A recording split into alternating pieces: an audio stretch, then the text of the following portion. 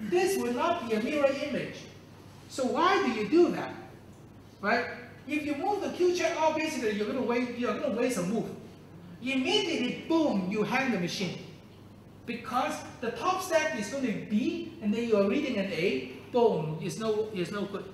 So maybe you say, I'm a better programmer. I don't make this kind of move. You may say, when I'm going to guess, right? You guess only when you are seeing something like this. Only when you are seeing something like this, then you make the guess. So you may program like this, right? So you may program that, okay, delta when I'm in Q load, and if this is A, and the top stack is A, so that means you are in this situation, right? This top stack you just finished must be A, right? Because you just remember this. This is the remember. And then you see an A. Then you will say, well, maybe this is really the midpoint, legitimate midpoint. So at that time, you say go to check off, right? And then you cancel this, right? And obviously, the dual of this is in the Q load, and you see a B, and the top side is really a B. And then you may say, yeah, this is the midpoint to check off. And then you say, you pop, right? You can do that. No doubt. Okay? You can do that. Because actually you think that you save a move. You save a move. So you get rid of this. You get rid of this to say, well, this is a better implementation. Because when you see this combination, that qualifies for me to guess. If I see this combination, no use to guess, right? When you see this combination, maybe, so you guess. So you may program like this. Now, if you program like this, then you go through all this good guy, bad guy checking. So good guys, if you have something like good guy like this, it works. Because right here you make the right guess. Right here you will make the right guess. Right here you will make the right guess. Among all these wrong guesses. But let's see, if epsilon is accepted, you start here. You stack up C naught. Okay? 3. You go to Q load. But then the Q load is you have this A, make a move. B, make a move. Okay? And you don't have this anymore. A, you make a move. B, and this combination you make a move. In fact, you don't run into this any combination because you missed this. So that means you hang the machine. Right? Okay, you say, well, there's no move, that's okay. But I am in epsilon, and then I am in Q load, and then I have this Z now. Okay, I don't make a move, but the machine, I qualify to have a decision. The decision is that I'm done with my input. Am I in accepting state? And I don't really care about the stack contents. Then the answer is, yeah, you are at the end. And then, but then this is not acceptance. So the machine will say reject this. Right? So that is bad. Epsilon is a good guy supposed to be accepted. But then you reject this. Because somehow you make good modification. But because you make good modification doesn't mean that everything remains to be good. So in this time, we are going to put Q1 back to accept. Because we know the usual trick is, if you want to accept empty state, a lot of times you double circle the initial state, that will work. So in that case, we will add Q1 there back. And then you solve the problem. Okay? So that's a sort of the negotiation that we always do in programming. You program according, even when you go to high level of programming. If one day or some of you have learned programming already, or you have not, then you program. You always program, say, okay, I'm anticipating the input like this. And not only that, you're anticipating the general input, not just short, very short. You anticipate that, yeah, you have a really pretty elaborate input, general case. And then you write your program like that, like loops, loops, and loops. And then you go back and then say, generally, do I accept the good things? Do I accept the good things when they're extreme? So you always check this, generally good, extremely good.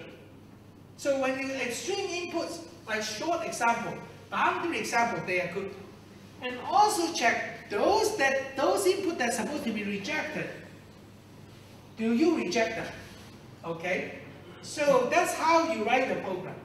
You don't write your program just say, I'm doing the program for very small, limited cases.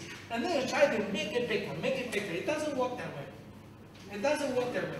It's always say you have to handle the general case first, and then you handle the special cases.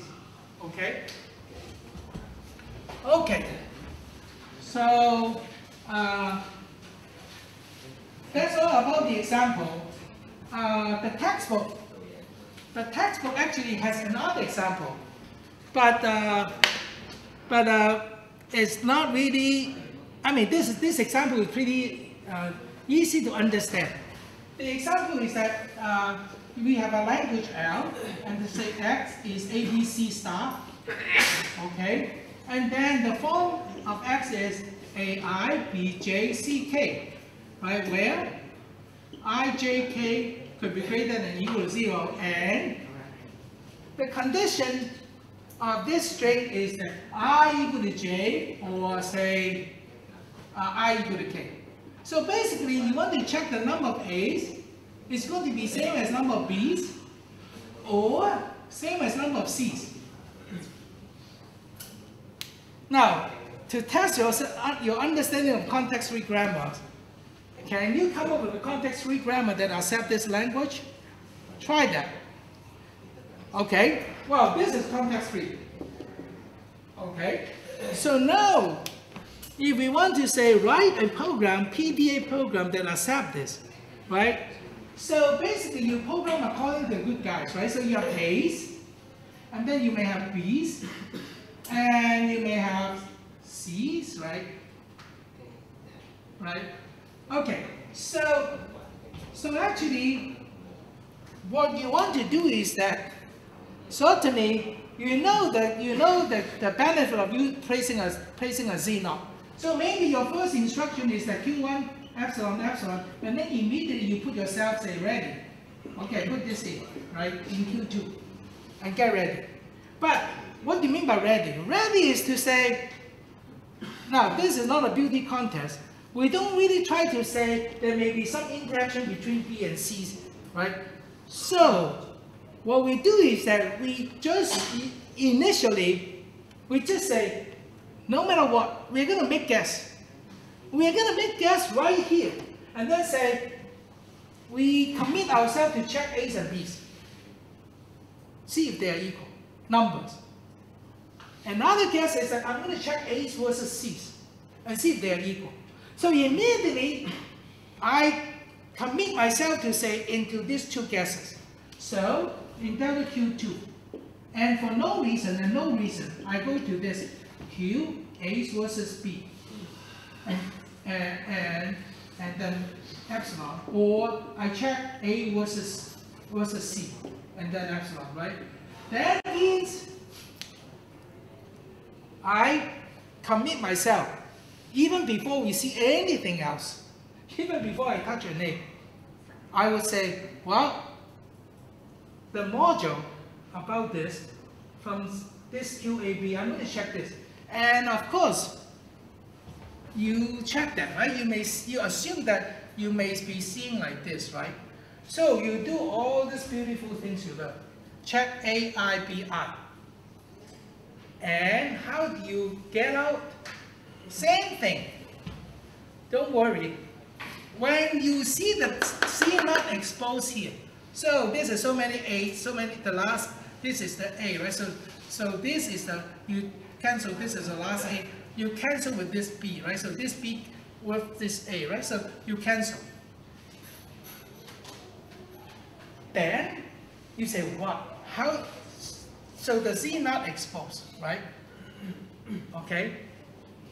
But are you going to go to accepting state? No, no, no. Because you may have a bunch of C's coming. Right? In the old days, you quietly, secretly move those to Q accept and then stay put. But here, you anticipate this is a good guy, and then you are going to take care of this C. Doesn't matter how many C's you have. So you go to a sort of a state to eat up, to consume these C's. Because you know that you run into a good situation when C not exposed. When you see the combination C not exposed, and then you quietly, so basically you say, okay, if I'm in Q check of A's versus the B's, and then you gamble that there's no more B's coming. All right, and then the Z not no more B's coming. You quietly go to this consumption, consume C's, right? And then you can stay here. So basically you guess that the check of A's and B's succeed equal. And then Z not exposed, because that's sort of a confirmation. And then you don't depend on B anymore.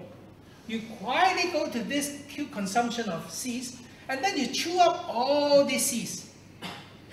0 or more C's, doesn't matter. If you have a C, eat it up. Eat it up, eat it up, consume the C. And in the end, you also gamble that no, that's the end of the input, no more C, you go to Q accept. Okay? So that is this branch. This branch is that you remember the A's.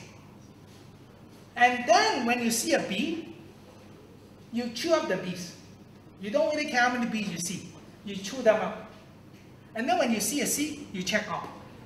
If you don't see a B, you see a C immediately, you check off. And then you compare the C versus the A, C versus the A, C versus the A, and in the end, you also believe that you see a good guy. So this number C, N, you see the C not exposed, then you quietly move to Q accept. Okay? So that is the idea. So the whole idea is just like similar to this AIBI implementation. Nothing changed. This idea is still the same. So actually, once you understand all of this basic construction fully understand that you are not afraid of making sort of jump and then say, yeah, I know I can do that. So it looks complicated, right, a bit. But once you understand the idea, commit yourself immediately, then you will see the module, right? This module, and this module. Turn out they behave almost the same, similar to the AIBI checking. So that is the example in the textbook. Now the textbook author, in fact, some textbook they like to use diagram, and I don't. The reason is that diagram is for very primitive small program, and also it doesn't really explain the dynamics. Like you see that when you write a program, you don't submit a program like a picture to a computer system. The computer system doesn't really care what your arrow, what your circle means, right? The computer will read this like this, right? So by going through this structure, you understand the loops, you understand sort of the hand-off from one state to another state. So this kind of description is verbal. It takes more time to explain, but it's worth it. If you look at the diagram, you can follow. But sometimes you do not understand why you have to remain the loop and why you have to jump from one state to another state. So the diagram helps if you fully understand this. But in my humble opinion, it's better to write something like this. Okay? Yes, it takes more time to write it out, to make explanation, but it's better than the diagram. Okay? So when you read the textbook, you will see the use of the diagram, the transition diagram, but I'm not going to present the transition diagram here. I just feel like that it's it set up a bad habit for you. If you always rely on diagram, so you cannot really fully understand the transition between a loop and a loop. Okay, so we still have about, well, I plan to finish this today earlier because there will be some presentation. But at 11 o'clock we start. So I still have 15 more minutes. So I end with this PDA examples. Are there any comments, questions about this example, all these examples? Anything you want to ask?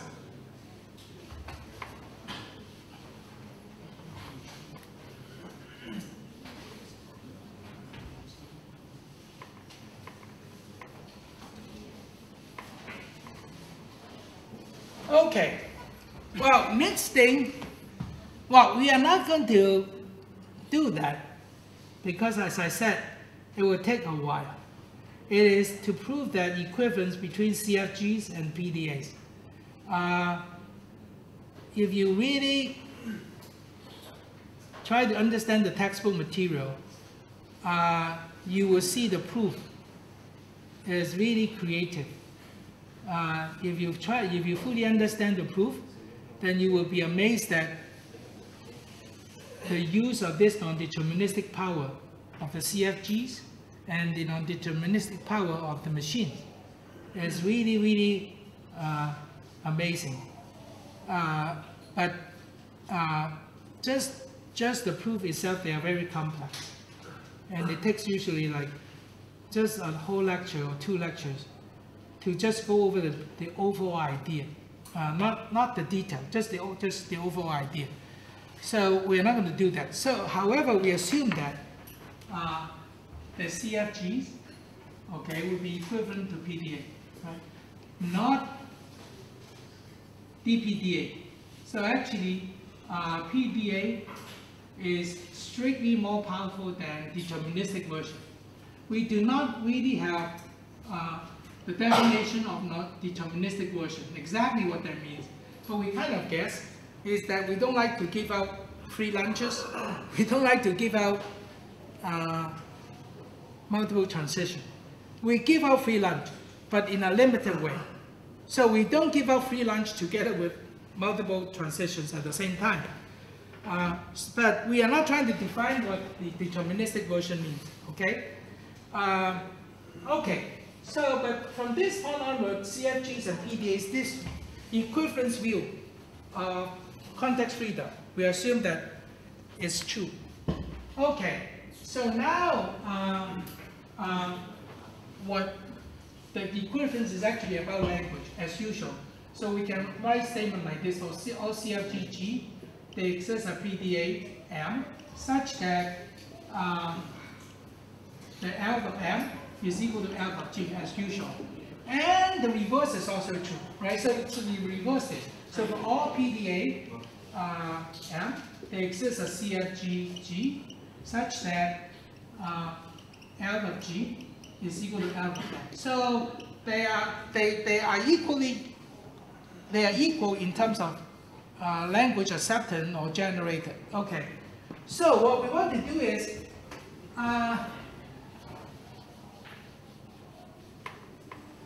how do we know that certain language is context-free and certain language are not context-free, right? So how do we justify that? So how do we say the fundamental questions remain the same, similar to regularity? So the fundamental question is that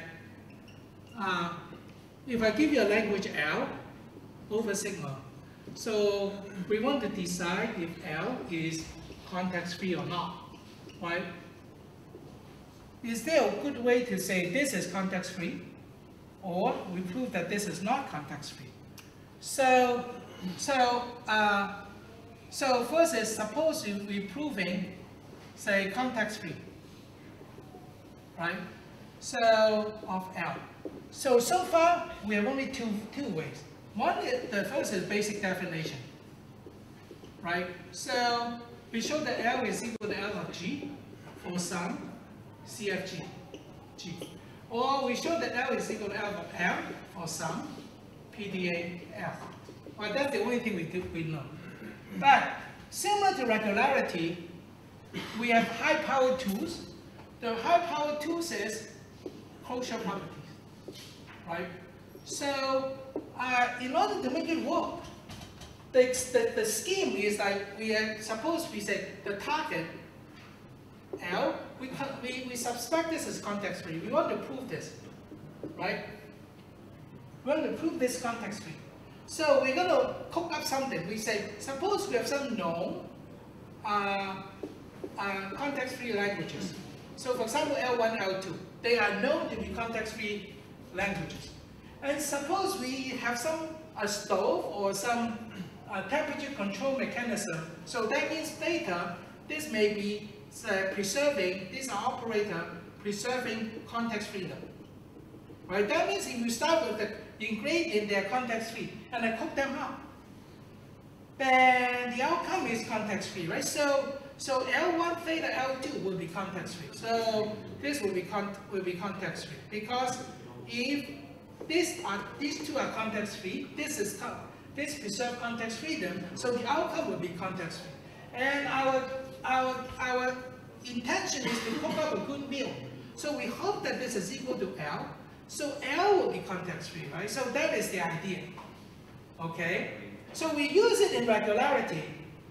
And also we use it tools to show non-context, non-regular yesterday.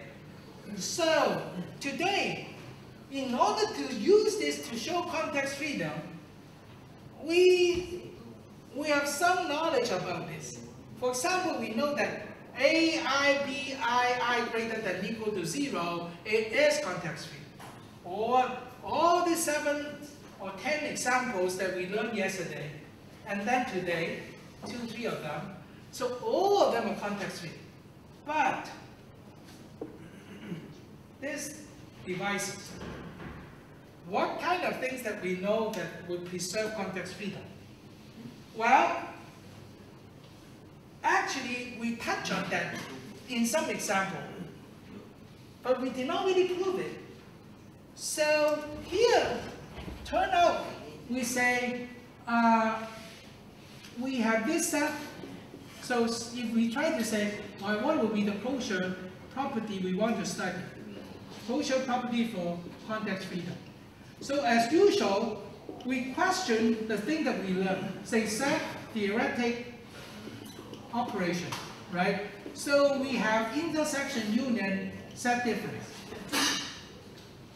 In your current homework, number 4, actually there's one exercise from the textbook, is to show that this operator does not preserve context freedom generally. And because of that, this doesn't preserve context freedom. However, union is good. Union will always preserve context freedom. Okay? These two, right? Generally, each does not preserve context freedom. In the sense that sometimes yes, sometimes no. But generally not, right? So you cannot assume that it always preserves context freedom. However, union always preserve context freedom. Okay? So this is about the set theoretic operation. Then what about language operation that we learned? Okay? We learned concatenation. We learned stop. We learn reversal. Turn out, if you start with context-free languages there, each one of them we learn, they always preserve context freedom. Each preserve context freedom. Okay? So, what we want to do is to see this. What we want to do, for example, is to see this, right? The others, this is similar to this. This one is a little bit more tricky, is in your textbook exercise or problem section. Okay, but you can find a lot of proof in many other textbooks. Okay, this one is easy to prove. In fact, I think the example I erased actually assume we can do that. So how do we say, yeah, it preserves context freedom?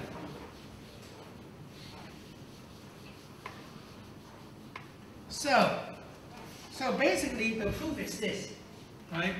So theorem, right? All context-free languages L1 and L2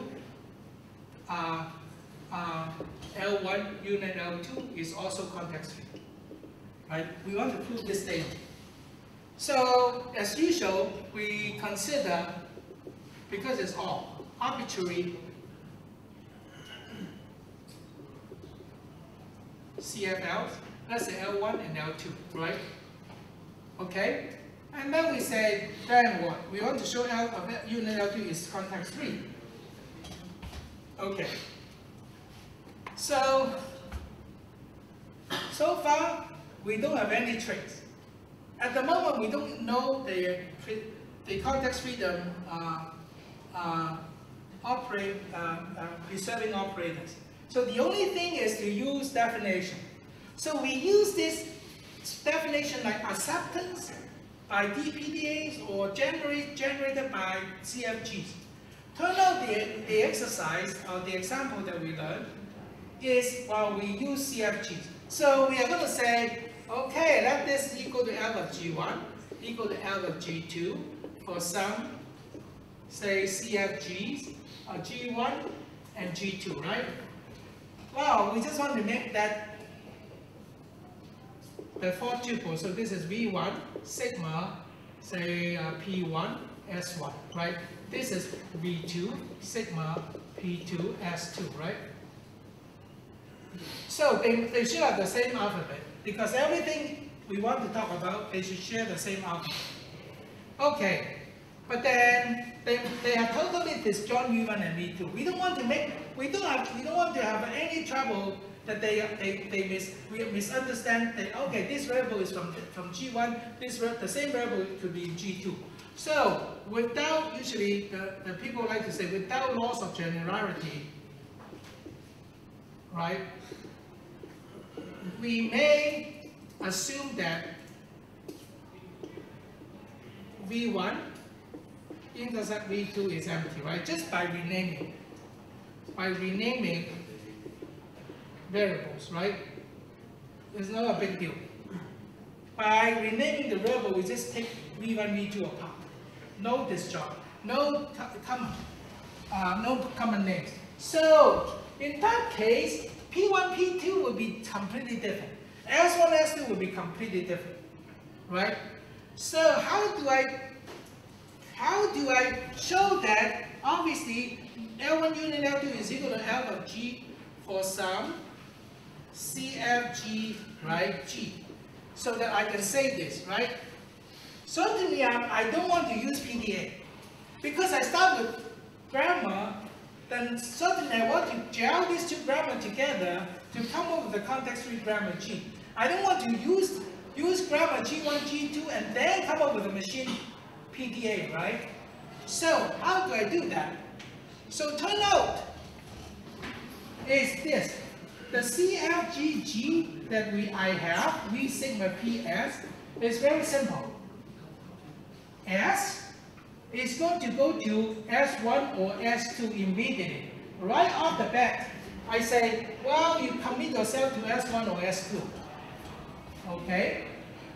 And then, now the V here is going to be V1 union V2. The existing variable set in the context-free grammar G1 or G2. And then you union this new symbol S. Okay?